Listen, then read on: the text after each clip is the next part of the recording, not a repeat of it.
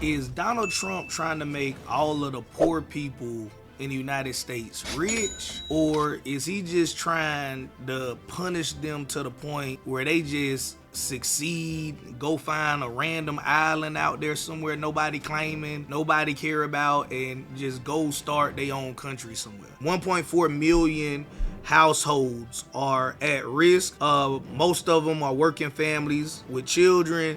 They've been on assistance longer than 2 years.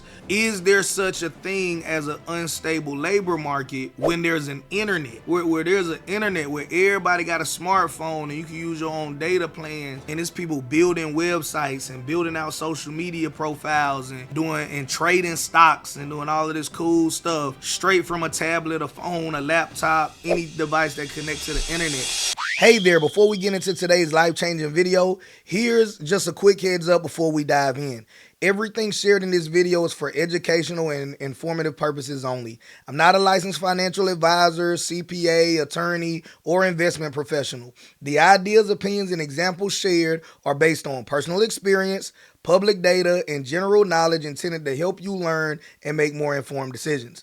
Nothing in this video should be taken as personal, financial, legal, or investment advice. Always do your own due diligence, aka research, and when in doubt, speak with a certified professional who understands your unique situation.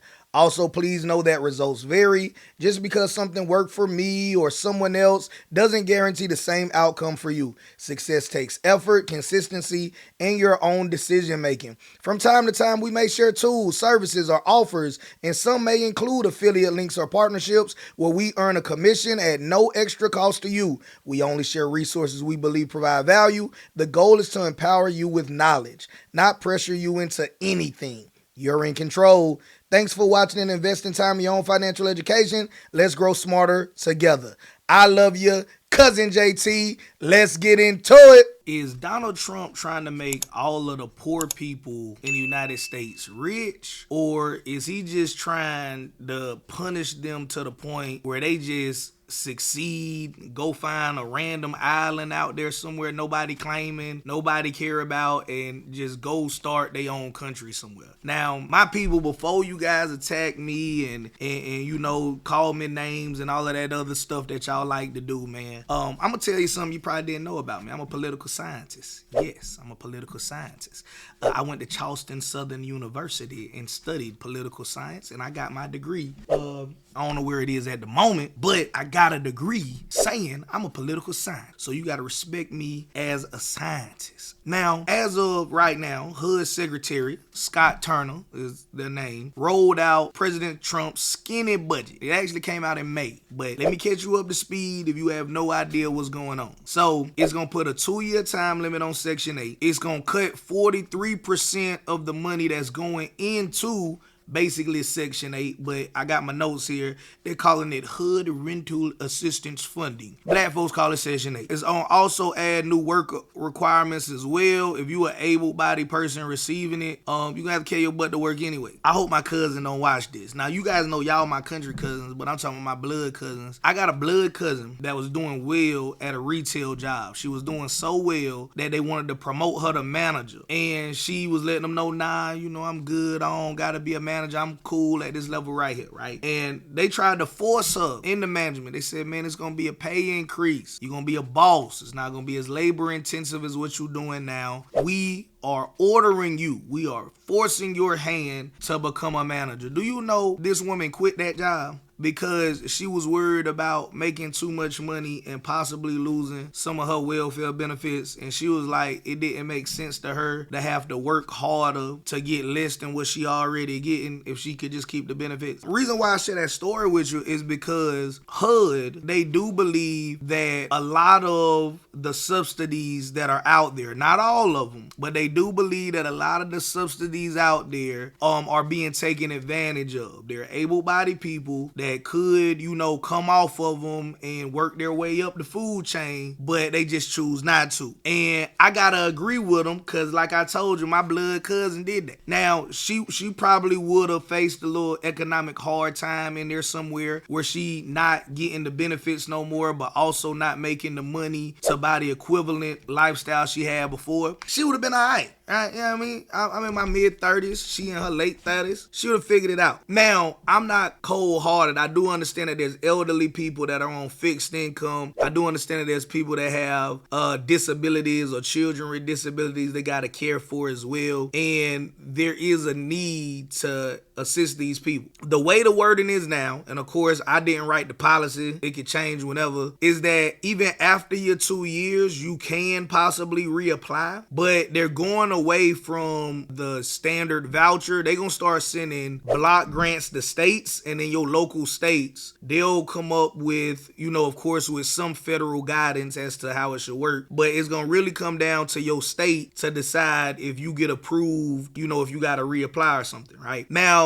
this does lend itself to possible corruption. What if you don't need assistance till later in the year and they already spent all the grant money? You just out of luck, right? There is no infinite pool of money to pull from. They gonna give your state this block grant, and then they gotta dice that up and get that out however they feel necessary. How would that impact people that are currently on it? Let's dissect all of this. Now, for anybody that doesn't know, one of my biggest pet peeves is I believe that you should never identify a problem without offering a solution. So right now, I just want you to get crystal clear on what the problem is, but just know Cousin JT not about to just leave you hanging and say, oh, this is the problem. Y'all figure it out if you dealing with this, or if you're not dealing with this, let's laugh at them, right? I don't believe in that. So I believe in providing viable solutions, but first let's get clear on the problem. 1.4 million households are at risk. Most of them are working families with children.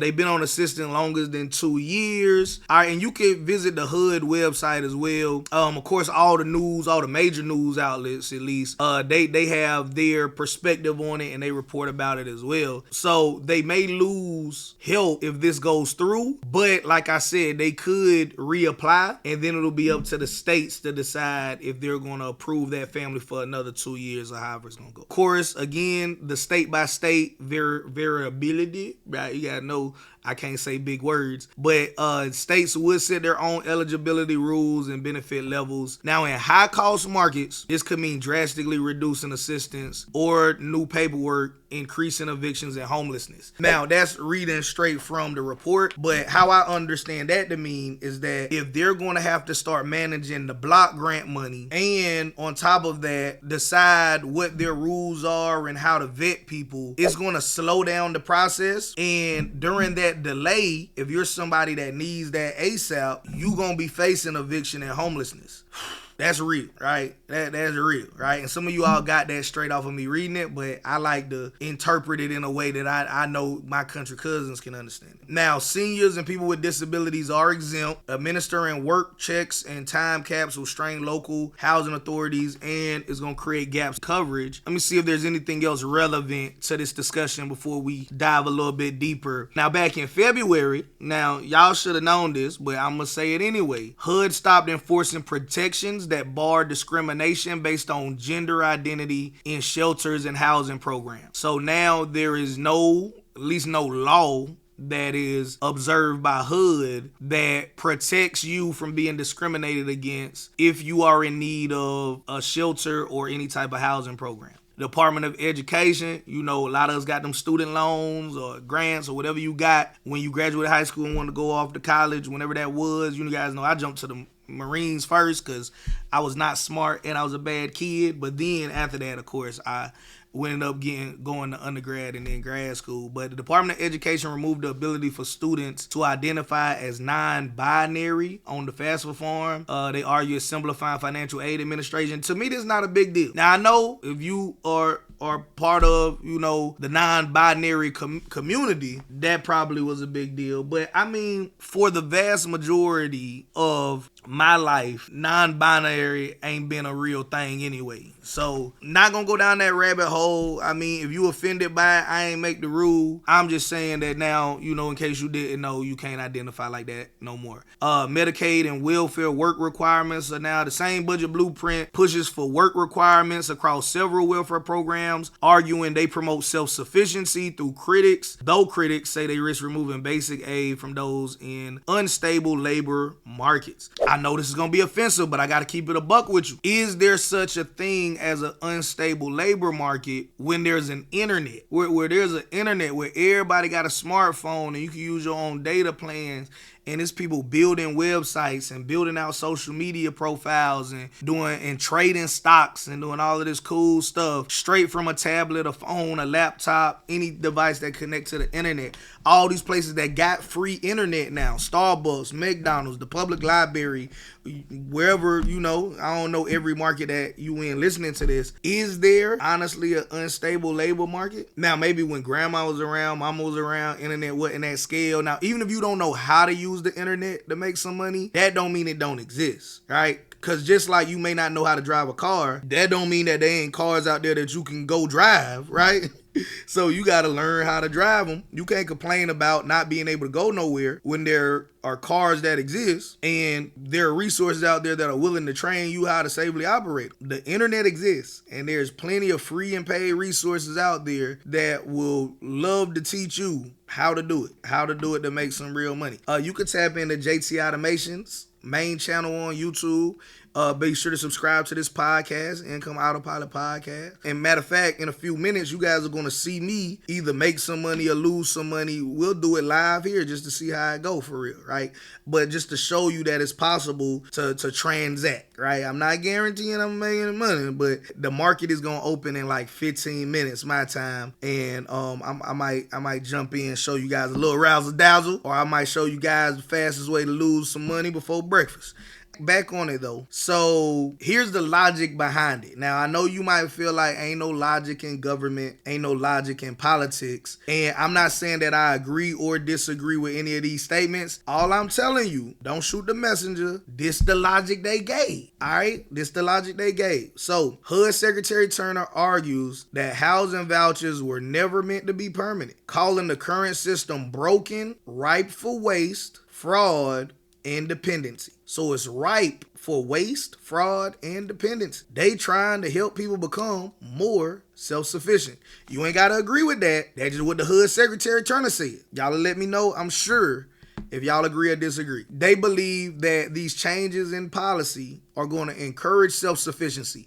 I will say this, again, not saying that they telling the truth or they lying or whatever, just taking that statement at face value. I believe that every man and woman out there should strive to be as self-sufficient as possible. I think you need God in your life 1,000%. And then outside of that, you should try to remain as self-sufficient with the aid of God as possible. So they're saying that time limits and work requirements are framed as incentives to get people back in the workforce. Pretty much, hey, you ain't gonna get comfortable and think you just gonna keep staying in these projects, keep staying in these, affordable housing developments, keep staying in these, whatever it's called in your area.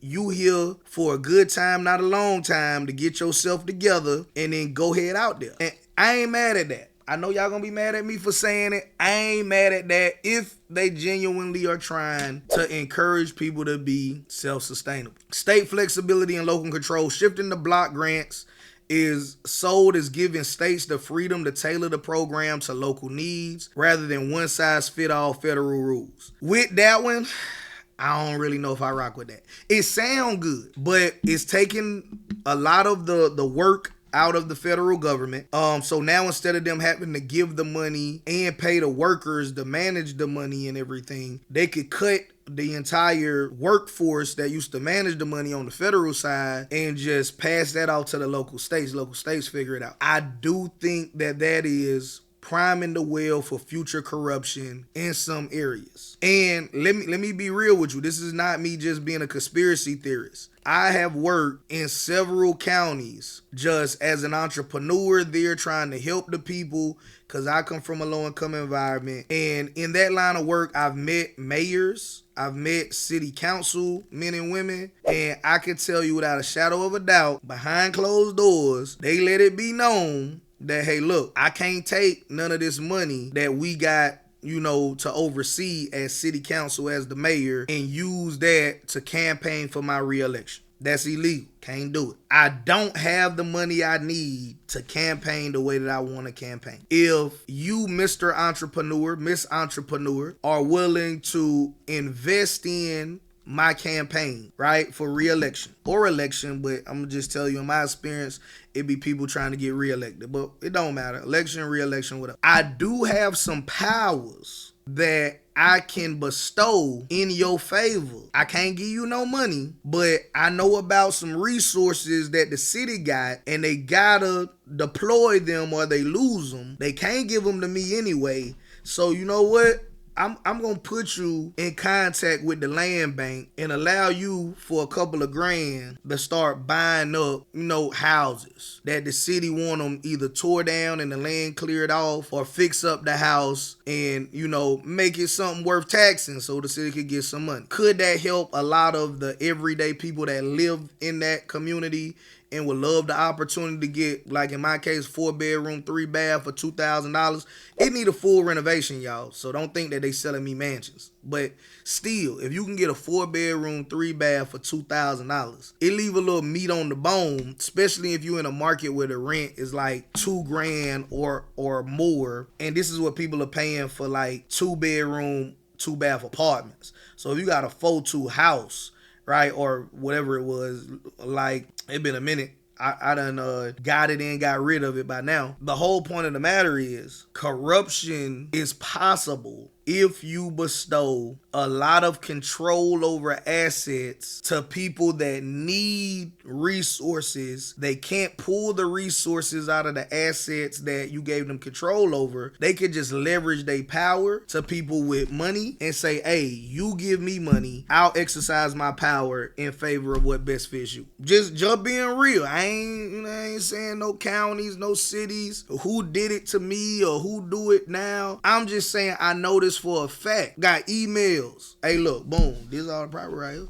It ain't even open to the public. I don't even stay in that area. But the person that stay there, if they try to get it, this not open to the public, right? It's not open to the public. They shoot that thing attached in an email to me. Hey, man, pick what you want, man. Pick what you want. I set it up with such and such. We'll go ahead and do what we do. Man, wire the money, whatever, bring cash. We don't care what you're doing. You can wire the money, you can bring cash, you can come down here, kick it, right? Just, hey, it's yours. That kind of stuff. And you guys might be mad at me for telling you the truth, right? If you don't like a truthful podcaster, you ain't gonna like this podcast. Like, I have no problem when everybody gonna do a favor for people that they like, people that they need. It need to have some clear path to, okay, if you gonna scratch certain people back with this, at least let me know how to be eligible to get my back scratched. Now, I know y'all ain't gonna agree with this, but this just, you know what I mean? The world ain't perfect, so knowing that I can't wish the world to be perfect, the only thing I could wish for is a level playing field. And that may not even,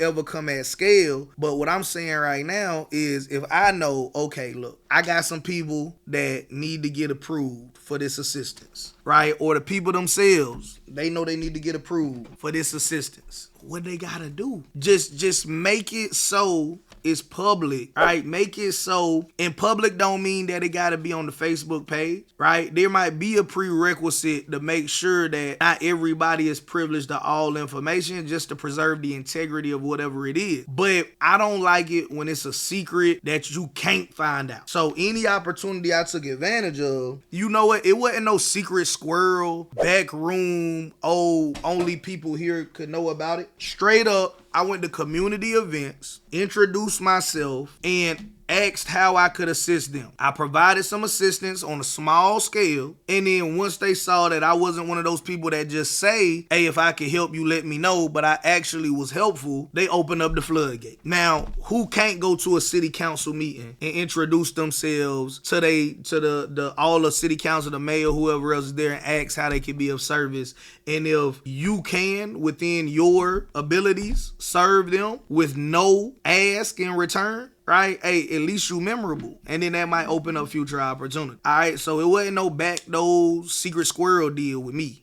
I digress though, right? Let's get to the bottom line. If enacted, these changes will force millions of low-income renters off federal assistance, shift programs, they cost the rules, all that going to the states. It'll impose work and time limit designed per the administration to curb dependency and reduce federal spending. I think on a federal level, it's just cheaper, right? On a state level, it's gonna be a bit of a headache until they work it out. To the end consumer, the end citizen, man, it's up in the air for real. Probably just depends on where you at, and that's a scary place to be in when we're talking about your welfare, where you gonna be staying.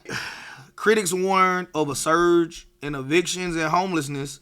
Supporters say it will fix a system that they view as open-ended welfare. Let's go a little bit deeper on these block grants, right? So how would a block grant work? Under the proposed plan, the federal government would stop sending individual housing choice vouchers to Section 8 directly to tenants. Instead, it would lump sum to states. HUD would allocate each state a fixed block of money based on factors like current voucher spending, their poverty rates, local housing costs. So mean little broke country town gonna get less money than big, up north city somewhere. State discretion. State housing agencies could then decide who qualifies so they can set new income limits or time and program caps. Ooh.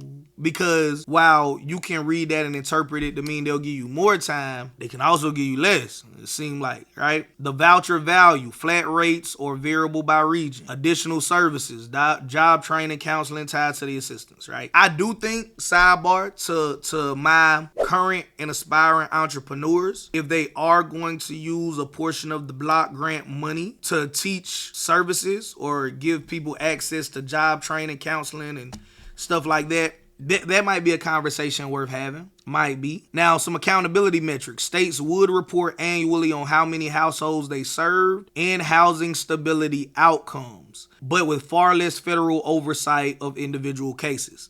So that sounds like they don't really care what ethnicity, what gender, like just, hey, you helped a lot of people. Out of the people that you helped, you know what I mean, how stable are they now? It could be very one-sided. It could be. Not saying that it would, but it could be. All right, the shift is sold as giving states flexibility to tailor programs, but it risks cutting off many families when budgets run dry or rules tighten. We need some tactical, empathetic next steps, y'all. And there's a lot of great minds. I don't know if they all spoke about this yet, but like Mr. John Hope Bryan is one of them.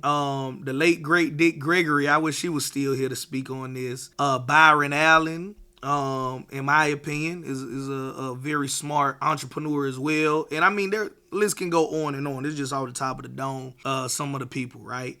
So I would say, man, start off with a micro income stream. I'm entrepreneurially biased. So yeah, you can, work on your resume, apply to better paying jobs, but micro income stream. That's little side hustles, basic things like cleaning homes, cleaning gutters, junk removal, gig app work if you got a vehicle. So man, it's stuff like that. Now of course, I wouldn't recommend that you stay small. You could scale up that business, or you can get to a point where you're doing more of like investments. Now, once you get to the investment level, now that's a whole nother, fish to fry, if you will. So for those of you all that are watching the podcast visually, the market just opened. It just crossed over 930. I'm looking at Tesla right now, right? Tesla just shot up to the moon. Crazy. Now, this is a skill. I don't recommend somebody that is straight off of Section 8. And it's not even a diss. This just being for real. I wouldn't recommend somebody straight off of Section 8 to say, okay,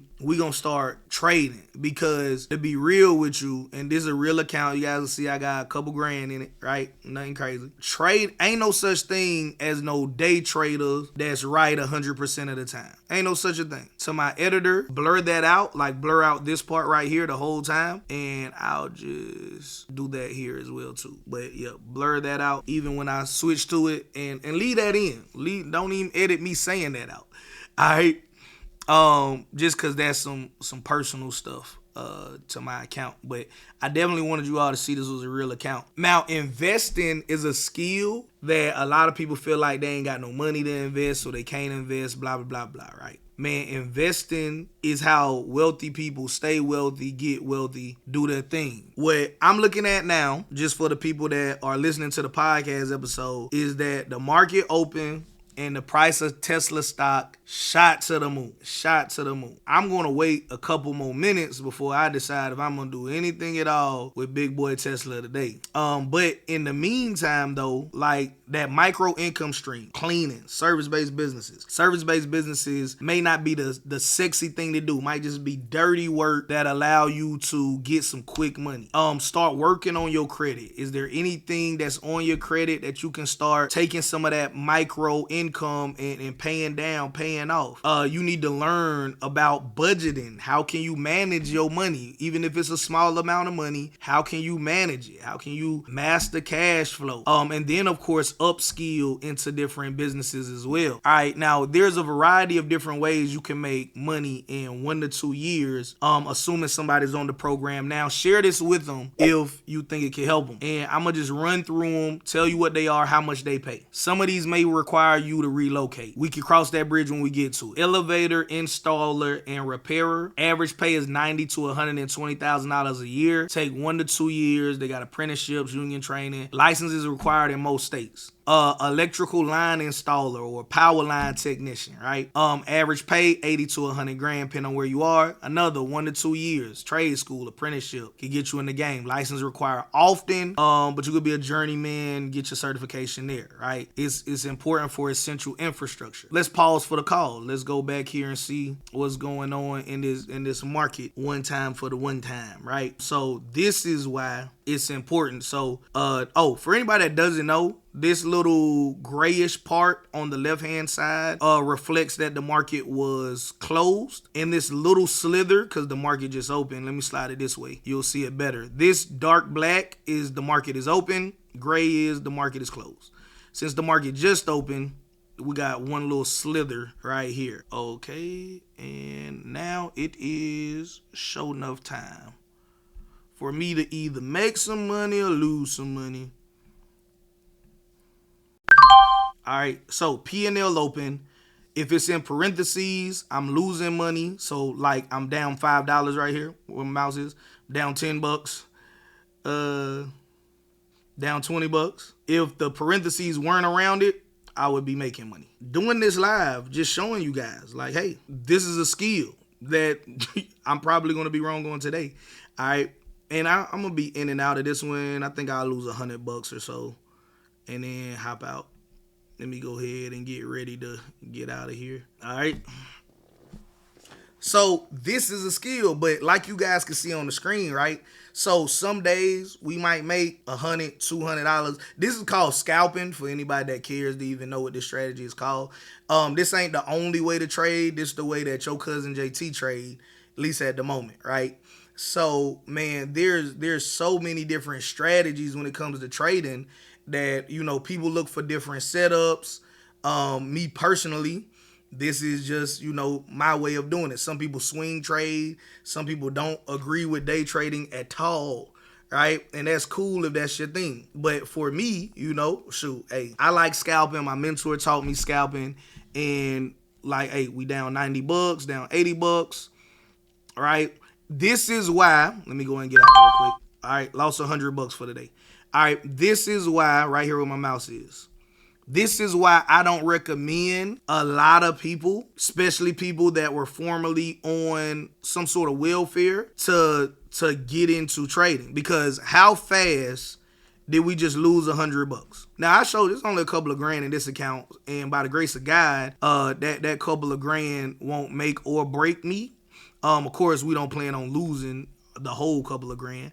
But what if I was somebody that needed that money to buy food, that needed that money to pay a bill, that needed that money? Like, I can't lose $100. In a few seconds, it's gone. So I would definitely start with the micro businesses, but I also want to give you guys the jobs because I know not everybody is entrepreneurially inclined. So as an electrician, average pay $65,000 to $95,000. Take you 1 to 2 years doing that as well. HVAC tech, you could do that between 6 months and a year and a half. 60 to 90 grand. That looks like that's like the shortest amount. I don't care how old you are watching this. I don't care what gender you are watching this. Man, put your pride to the side. I don't care if you a single mother with 3 kids and you 40. If you got to go back to school to be able to take care of your family because the government won't, your baby daddy won't, your family won't, your friends won't, man, do what you gotta do. Don't cry about it, because even when you finish crying, you still gotta take care of them babies. You still gotta take care of yourself. Next up, plumber, average pay $60,000 to $85,000, 1 to 2 years. Wind turbine technician, 6 months to a year. They get paid $55,000 to $80,000. Like I told you, you might have to relocate for some of these because ain't no wind turbines near my area. Industrial machinery mechanic, $55K to $75K, take about a year to do that. Auto and diesel mechanic, 6 to 12 months, average pay $50,000 to $75,000. Construction equipment operator, 3 to 9 months, they get paid $50,000 to $70,000. This on average. CDL truck driver, $60,000 to $120,000. 4 to 8 week CDL training, license required. You guys know that.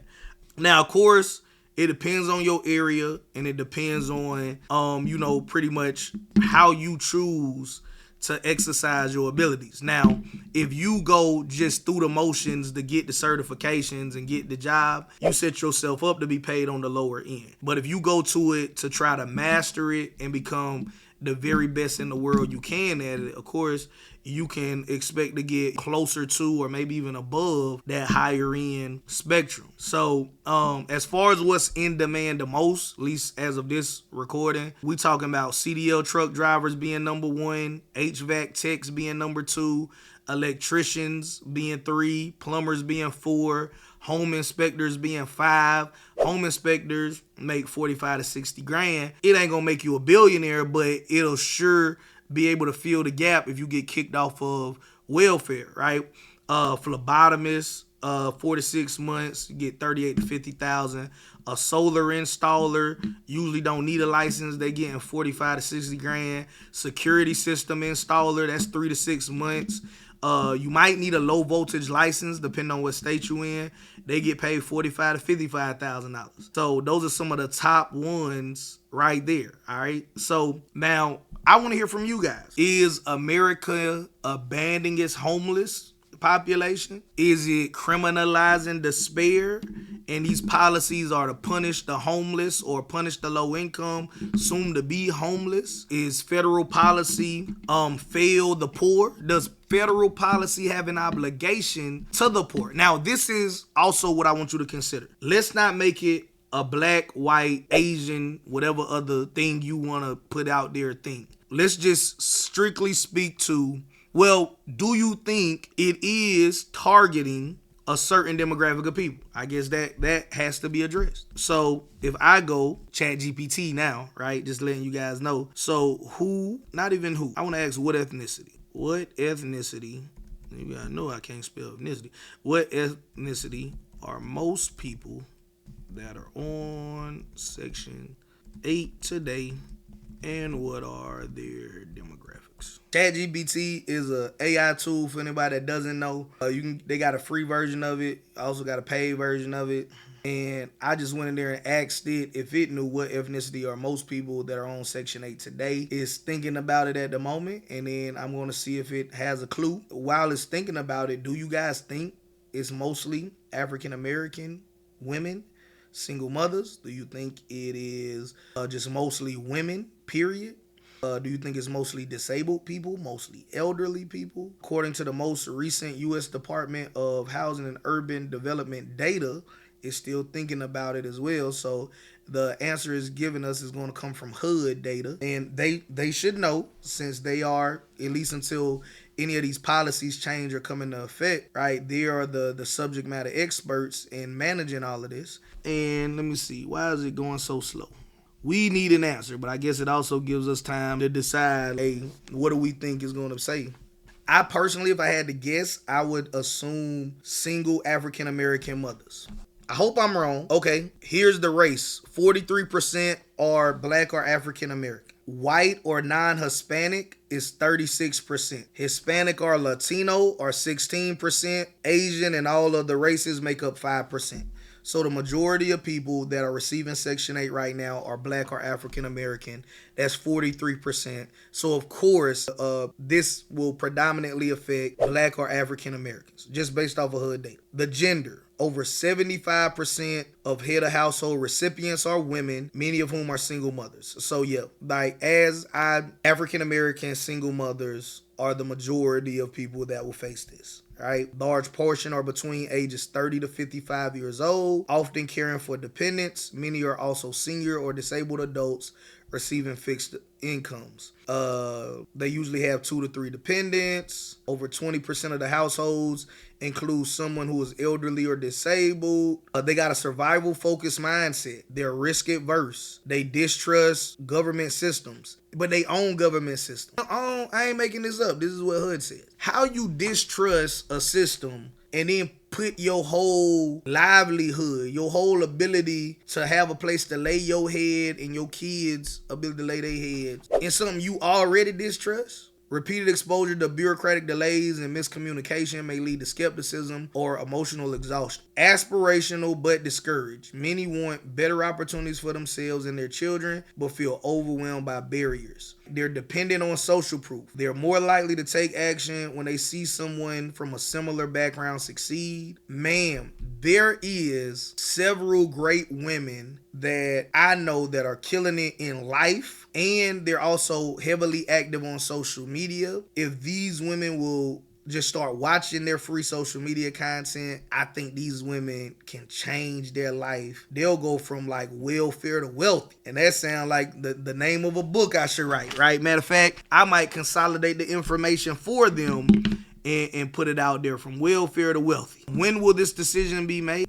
That is the last thing I think we should address. So I'm going to also look that up for us as well before we close. What are your thoughts on this? If you're listening to this podcast, unless it was referred to you, I would dare say the initial listener is not African American woman on welfare, but you might have been raised by one, just because I know this broadcast is predominantly listened to by African American men. What advice would you have?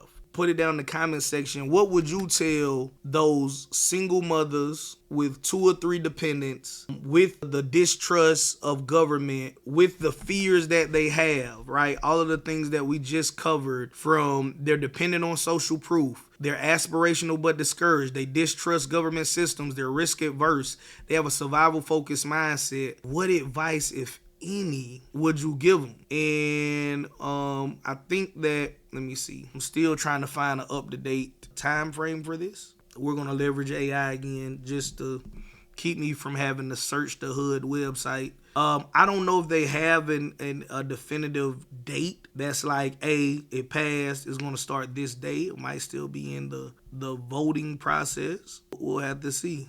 All right.